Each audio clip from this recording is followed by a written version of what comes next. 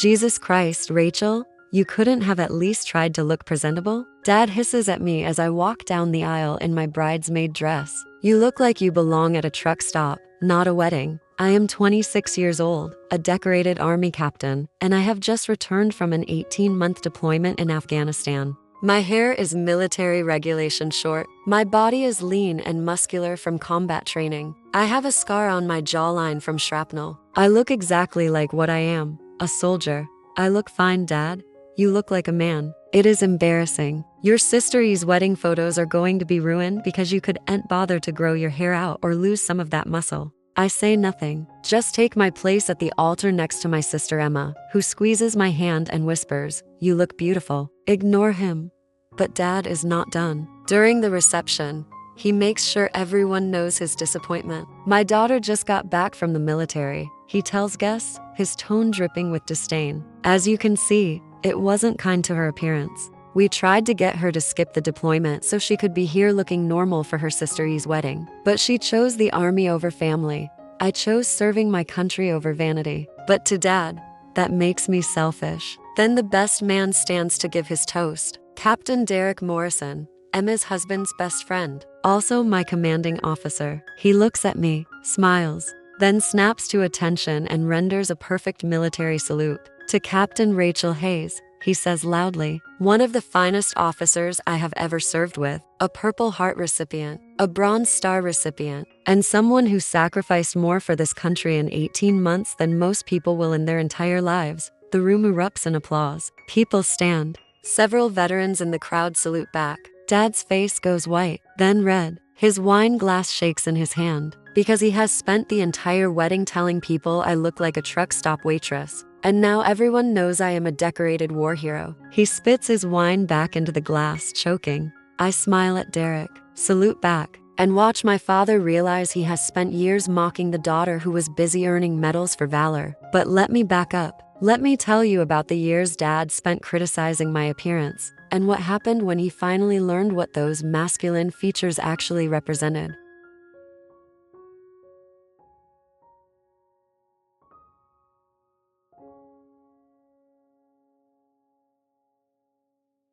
I grew up as the disappointment daughter. My older sister Emma was everything my father wanted in a child. Beautiful, feminine, graceful. She wore dresses and heels, did pageants, married a successful businessman, made my father proud just by existing. I was the opposite, athletic, competitive, more interested in sports than makeup, more comfortable in cargo pants than cocktail dresses. Why can't you be more like your sister? Dad would ask constantly. I was 8 years old the first time he said it. I had just won first place in a youth soccer tournament. Came home excited to show him my trophy. That is nice, he said without looking up from his newspaper. Emma won second place in her beauty pageant yesterday. Now that is something to be proud of. I learned early that my accomplishments did not matter to him. Only my appearance did. And by his standards, I was failing. Mom tried to compensate. She came to all my games, celebrated my achievements, told me I was beautiful and strong and capable. But Dad's criticism was louder than Mom's support.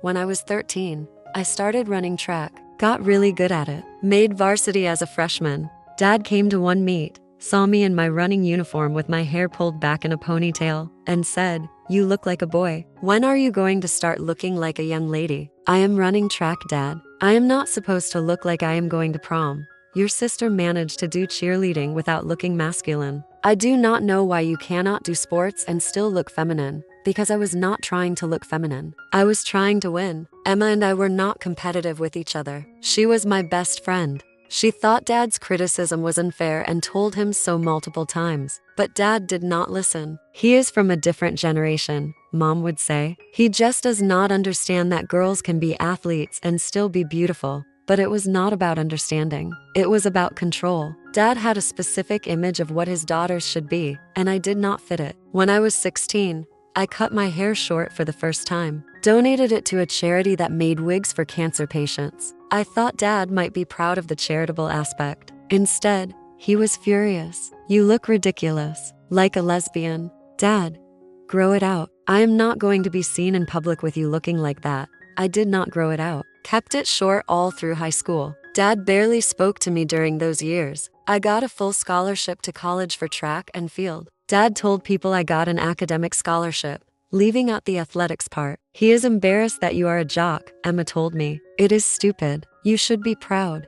I was proud. But I also wanted my father to be proud of me. During college, I started thinking about joining the military. I liked structure, discipline, the idea of serving something bigger than myself. I told Dad during Christmas break my junior year, I am thinking about joining the army after graduation. He laughed, actually laughed. The army? Rachel, you are not tough enough for the military. I ran a marathon last month. I have a 3.9 GPA. I think I can handle it. The military is not about running and grades. It is about real toughness. You would not last a week in boot camp. You do not think I am tough? I think you are a girl who plays sports. That is not the same thing as being a soldier. I joined the army to prove him wrong. I commissioned as a second lieutenant right after college graduation. Dad did not come to my commissioning ceremony. He had a work thing. Mom said apologetically. Emma came, cheered louder than anyone when they called my name, took photos of me in my uniform. You look badass, she said. Dad is an idiot for missing this. Dad, I went through officer training, then infantry officer basic course, then ranger school. One of only a handful of women to complete it at that point. Each accomplishment, I called home to share. Each time, Dad found a way to dismiss it. Ranger school? That is nice. Emma just got engaged. I got promoted to first lieutenant. Congratulations. Emma is planning her wedding. She wants you as a bridesmaid. Everything I did was overshadowed by Emma's life milestones. Not because Emma was trying to compete. She was incredibly supportive, but because Dad only valued one type of achievement. Then I got orders to deploy to Afghanistan. 18 months, combat zone. I was nervous but excited. This was what I had trained for. This was how I would prove I was capable of more than Dad thought.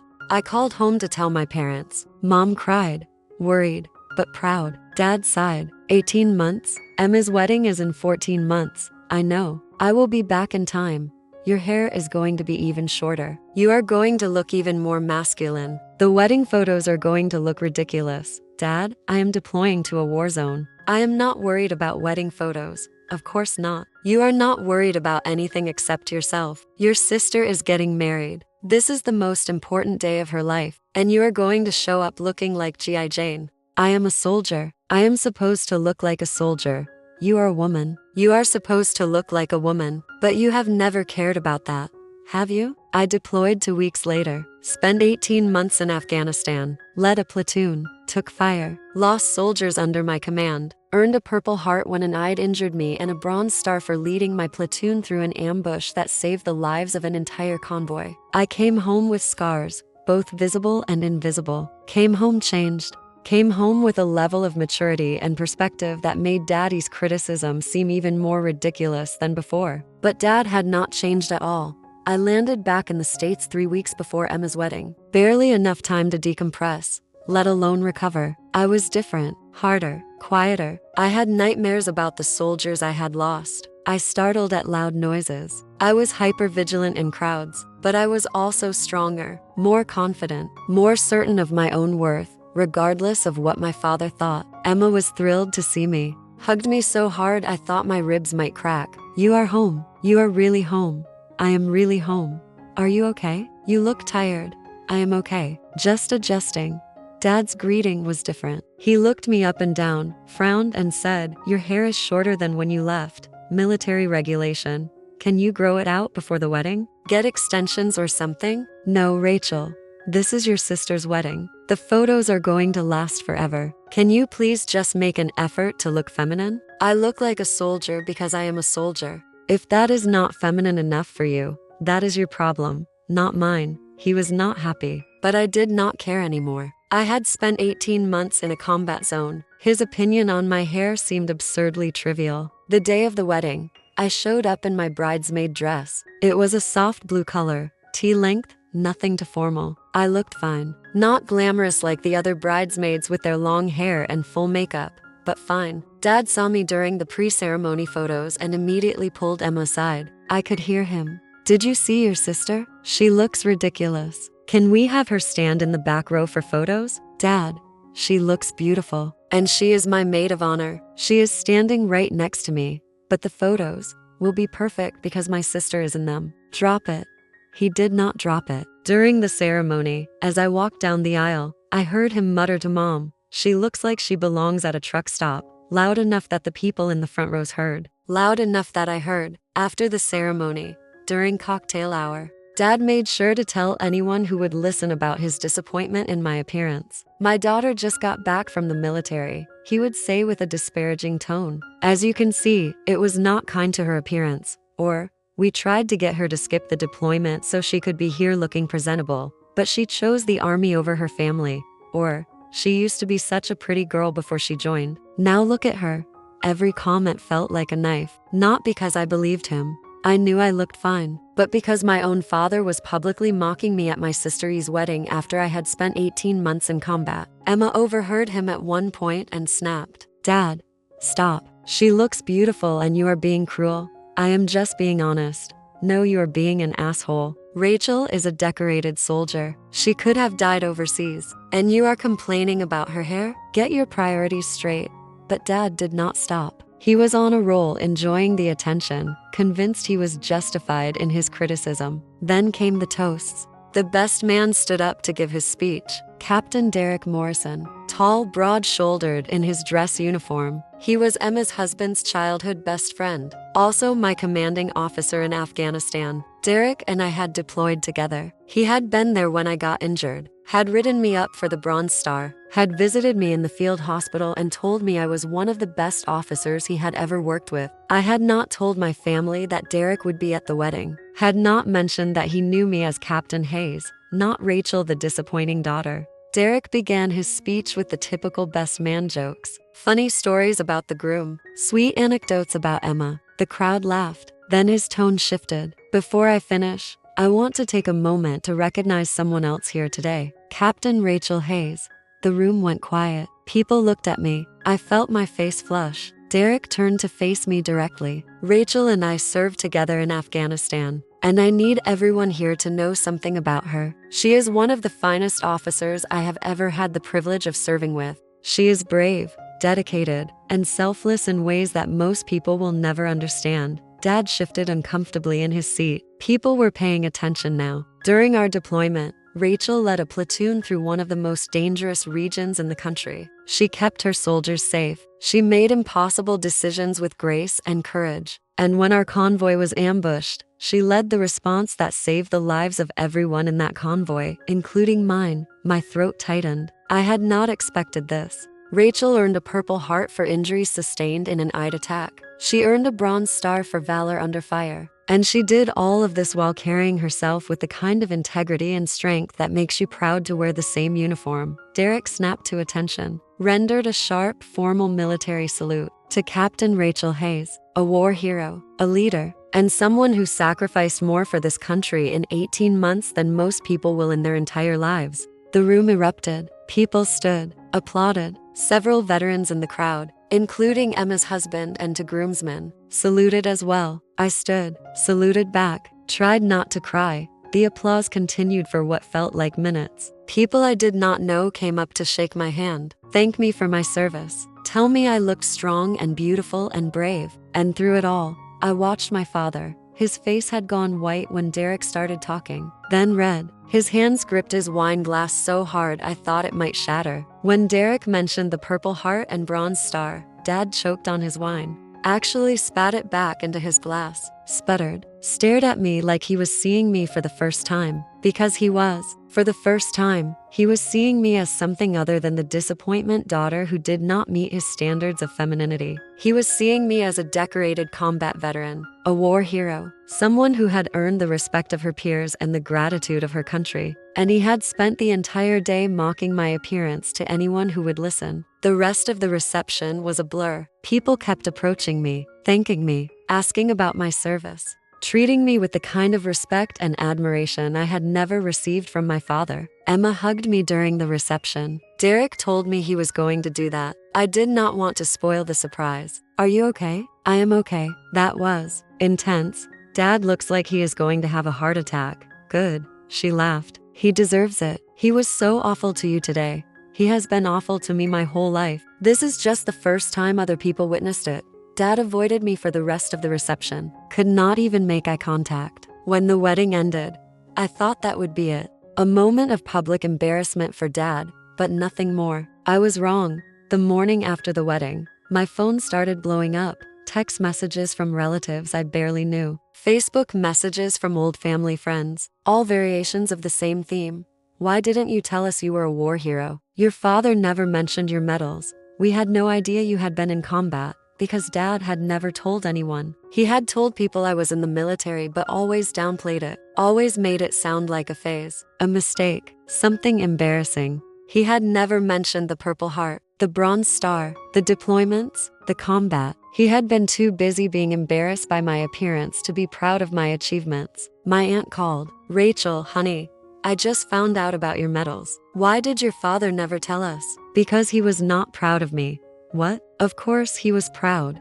No, he was not. He was embarrassed. He thought I looked too masculine. Thought I should have been more like Emma. He has told me that my entire life. Silence. Then, oh, Rachel, I am so sorry. I did not know. Most people did not. He was good at hiding his disappointment from everyone except me. More relatives called. More apologies. More people realizing that Dad had been misrepresenting my military service for years. Then the wedding photos started circulating. Professional shots from the photographer. Candid shots guests had taken. In every photo, I looked exactly like what I was. Strong, confident, capable. Not masculine. Not unattractive. Just different from the traditional bridesmaid aesthetic. And in several photos, you could see Dad in the background, making faces, looking disapproving while I stood next to Emma smiling. The contrast was stark. Emma radiating joy with her sister beside her. Dad radiating judgment and disappointment. People noticed, started commenting.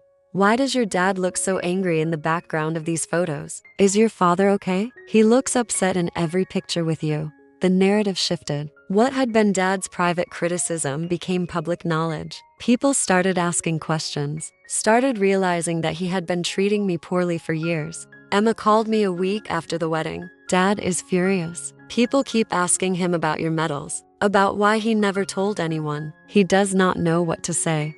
Good. Let him be uncomfortable. Mom wants us to all have dinner. Try to work things out. There is nothing to work out. He spent my entire life telling me I was not good enough, that I was too masculine, too athletic, not pretty enough, and he did it publicly at your wedding. I am done pretending that is okay. I do not blame you, but Mom is really upset. She thinks the family is falling apart. The family fell apart years ago. Dad just did not notice because he was too busy criticizing me. I did not go to the family dinner, did not call Dad. Did not pretend everything was fine. For the first time in my life, I set a boundary with my father, and I had no intention of backing down. 3 weeks after the wedding, Dad finally called me. Rachel, we need to talk. About what? About the wedding. About what happened. What happened is that you spent the entire day mocking my appearance, and then everyone found out I was a decorated war hero. There is not much else to say. I did not know about the medals. Yes, you did. I called and told you when I earned them. You said, that is nice, and then changed the subject to talk about Emma's wedding planning. Silence. I do not remember that. Of course you do not, because my accomplishments never mattered to you. Only my appearance did. And since I did not look the way you wanted, nothing else counted. That is not fair. It is completely fair. You told people at Emma's wedding that I looked like a truck stop waitress, that I chose the army over family, that I used to be pretty before I joined. All of that while I was standing there as a combat veteran with a Purple Heart and Bronze Star. I did not know Derek was going to make that speech. That is not the point. The point is that you were so ashamed of how I looked that you publicly mocked me at your own daughter's wedding. And the only reason you care now is because people found out the truth. I am trying to apologize. I do not want your apology. I want you to admit that you have treated me like a disappointment my entire life because I did not fit your idea of what a daughter should look like. Silence. Long enough that I thought he might have hung up. Then, you were not what I expected. I was exactly what I was supposed to be. A strong, capable woman. You just wanted me to be something else. I wanted you to be happy. No, you wanted me to be Emma. But I am not Emma. I never was. And I am done apologizing for that. So what? You are just going to cut me out of your life. I am going to stop letting your opinion dictate my self-worth. If that means cutting you out, then yes. I hung up. Over the next few months, I continued building my life without my father's input or approval. I got promoted to major, got a new assignment stateside, working with combat veterans transitioning back to civilian life. It was rewarding work, helping people who had experienced what I had experienced. I started therapy, worked through the deployment trauma, worked through the childhood wounds Dad had caused, started healing. Emma and I stayed close. She understood. Never pressured me to reconcile with Dad. He asks about you. She would tell me, asks how you are doing. If you are seeing anyone, normal parent stuff. He can ask me directly if he wants to know. But he did not, because that would require him to admit he was wrong. And Dad was not good at admitting he was wrong. Through Emma, I heard that Dad had started telling people about my medals, about my service, about my accomplishments. But it felt hollow, like he was trying to rewrite history, pretend he had always been proud of me, claim credit for my success. People tell him he must be so proud, Emma said, and he says yes, like he was always supportive. It is nauseating. He can tell whatever story he wants. The people who matter know the truth. 6 months after the wedding, Dad showed up at my apartment unannounced. I opened the door, saw him standing there, considered closing it in his face. What do you want? Can I come in? I want to talk. No, say what you need to say from there. He looked hurt. Good. I have been thinking about what you said, about how I treated you growing up. And you were right. I was hard on you. Too hard. Hard on me? Dad, you spent 26 years telling me I was not good enough because I did not look the way you wanted. I know. And I am sorry. Sorry is not enough. Sorry does not undo the damage. Sorry does not give me back my childhood where I should have had a father who was proud of me. I was proud of you. No, you were not. You were ashamed. You told me that every single day in 100 different ways. I did not know how to relate to you. You were so different from Emma. Emma and I are different people. That should not have made you love me less. I did not love you less. Then why did you treat me like I was defective? Why did you mock my appearance at Emma's wedding? Why did you never, not once in 26 years, tell me you were proud of me for who I was instead of disappointed that I was not someone else? He had no answer, just stood there looking old and small and ashamed. I think you should leave. Rachel, please, leave. And do not come back until you can actually acknowledge what you did wrong. Not just I was hard on you. Not just I did not know how to relate to you. Actually admit that you treated me like a disappointment because you valued my appearance more than my character. He left. I closed the door, cried for the first time since I had gotten home from deployment. Not because I was sad, because I was finally standing up for myself. A year after Emma's wedding, Dad got sick. Nothing life-threatening, but serious enough that he needed surgery and would need help during recovery. Emma called me. Dad is having surgery next week. He is going to need someone to stay with him for a few weeks. Mom cannot do it alone. Then hire a nurse. Rachel, he is our father. He is your father. He stopped being mine a long time ago. Do not say that. I know he was awful to you. I know he does not deserve your help. But he is old and scared, and I think he finally understands how badly he messed up. Understanding does not erase what he did. No, but maybe it is a start. Will you at least think about it? I thought about it. Thought about whether I owed my father anything after years of his criticism and disappointment. The answer was no, I did not owe him anything. But I also thought about who I wanted to be, what kind of person I wanted to be. And I decided that even though Dad did not deserve my help, I would offer it anyway. Not for him, for me, because I was better than he was. I called Emma. I will help, but I need Dad to agree to something first. What? He has to go to therapy with me, family therapy, to actually address what happened between us. If he agrees, I will help him through recovery. Emma talked to Dad, came back with his answer. He agrees. He says he will do whatever it takes. So I helped. Stayed at my parents' house for 3 weeks while Dad recovered from surgery, helped him with physical therapy, made sure he took his medications, cooked meals, did the things a good daughter would do. But I was not warm, was not affectionate, was not the doting daughter he had probably hoped for. I was professional, competent, distant.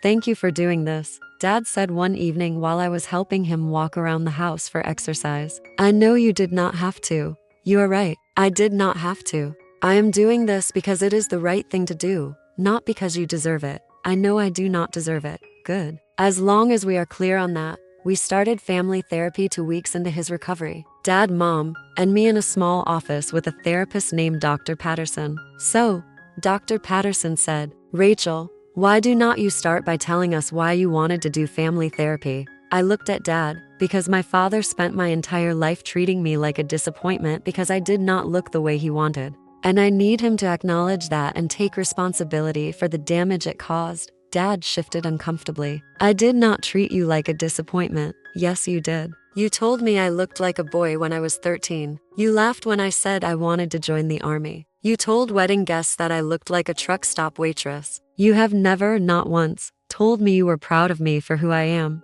That is not true.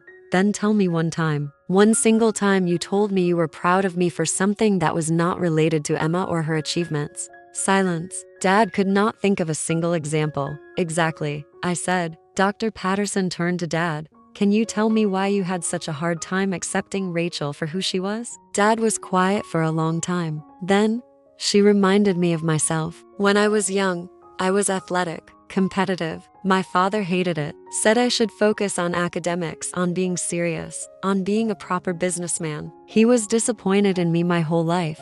I stared at him. "So you did to me what your father did to you?" "I did not realize that is what I was doing. I wanted you to have an easier life than I did. And I thought that meant being more traditional, more feminine, like Emma.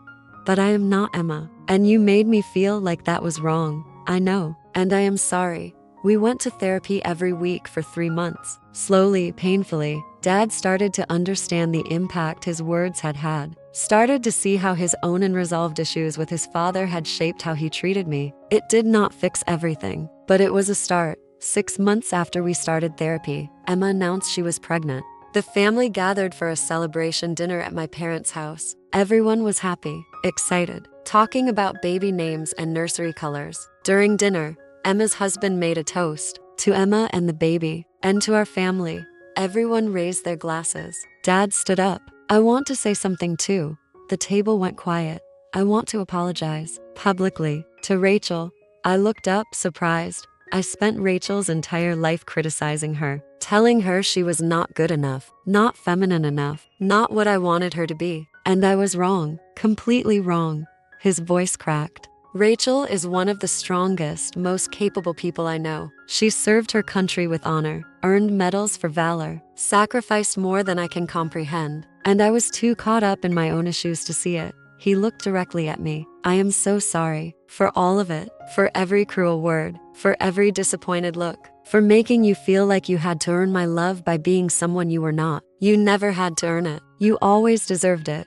Tears were streaming down his face now. "I am proud of you. I should have said that every day of your life, but I am saying it now. I am so proud of you. Not despite who you are, but because of who you are." The table was silent. Everyone was crying. Emma reached over and grabbed my hand. I stood up, walked around the table to where Dad was standing, and for the first time in years, I hugged him. "Thank you," I whispered. That is all I ever wanted to hear. The relationship with my father did not magically fix itself after that dinner, but it got better, slowly. He started asking about my work, about my life, about things that mattered to me instead of trying to change me into someone I was not. He came to my promotion ceremony when I made lieutenant colonel, stood in the back and cried when they pinned my new rank on my uniform. "I am proud of you," he told me afterward. And this time, I believed him. When Emma had her baby, Dad made a point of telling everyone at the hospital about his daughter, the lieutenant colonel, about my service, about my medals,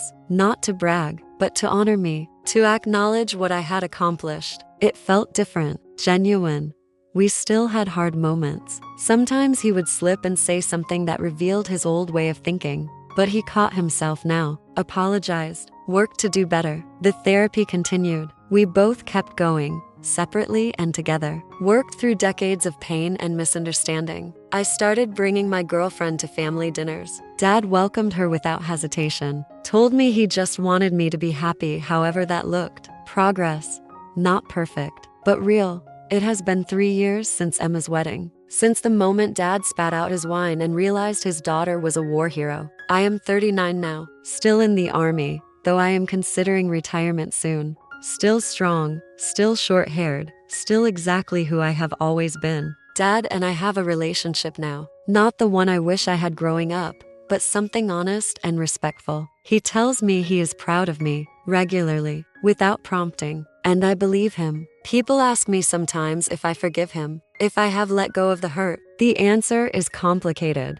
I have forgiven him for who he was, for the man trapped by his own father's expectations, who passed that trauma on to me without realizing it. But I have not forgotten what it felt like to grow up feeling like a disappointment. To spend 26 years believing I was defective because I did not fit into my father's narrow definition of what a daughter should be. That shaped me, made me stronger, yes, but also left scars that therapy can help but never fully erase. The wedding was the turning point. The moment Dad's private criticism became public. The moment he was forced to confront the gap between his perception of me and reality. He thought I looked like a truck stop waitress, a disappointment, someone masculine and unfeminine and wrong. Everyone else saw a decorated combat veteran, a Purple Heart recipient, a Bronze Star recipient, a war hero. The cognitive dissonance broke something in him, made him finally question whether his standards were the problem, not me. I did not plan that moment. Derek's toast was not revenge. It was genuine recognition from a commanding officer who respected me. But the timing was perfect. The contrast undeniable.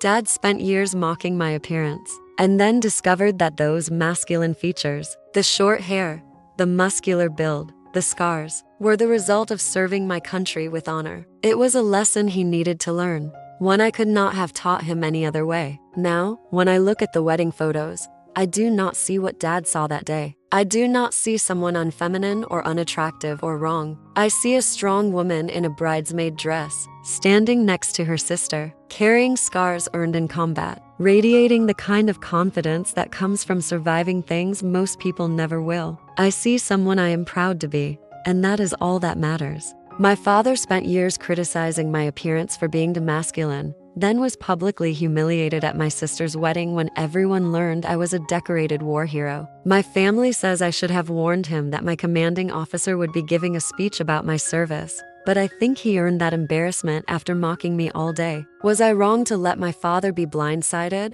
or did he deserve to face the consequences of years of criticism? Drop your honest thoughts in the comments below. Believe people should face the consequences of their actions, hit subscribe. I have got more stories of justice that will blow your mind.